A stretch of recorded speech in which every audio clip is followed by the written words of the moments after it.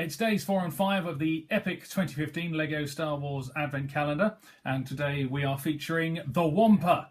Yes, the Wampa from Hoth. And where do Wampas live but in a Wampa Cave? And this is the set that we are featuring for these 2 days.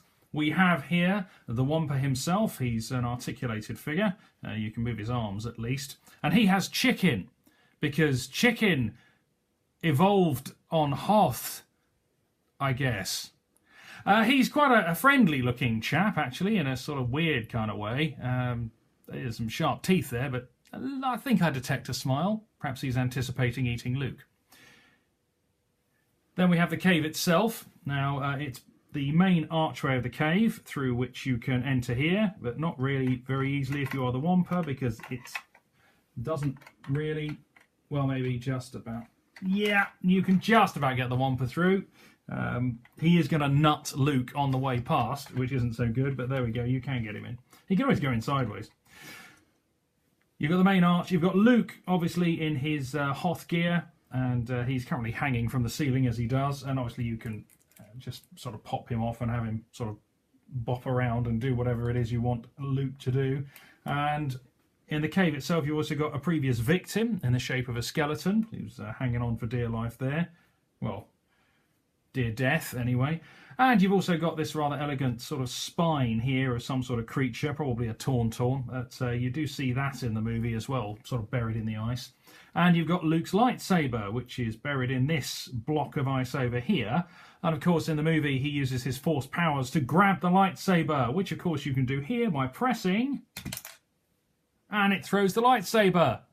Luke is really bad at catching it, though. Anyway. Assuming he does and he makes his escape, you can reenact that whole scene.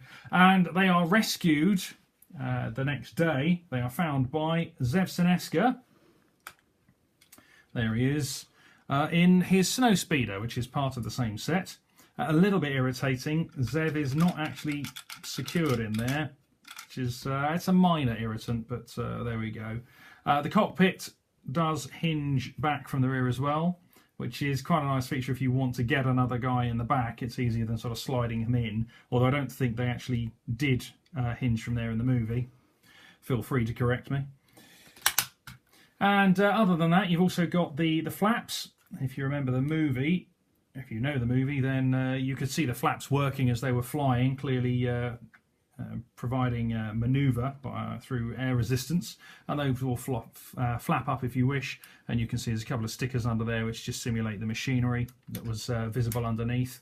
And at the back you've also got the rear firing blaster, and you've got the harpoon and tow cable which comes out. There's quite a bit of string on there, so if you do have a Lego AT-AT handy, you could probably tie up its legs with that. There's lots there. And then you sort of winch that back in. It will winch all the way back in. We won't do that this precise moment. So, yeah, there you go. That's the Wampa. And the rest of his cave. Grrrr.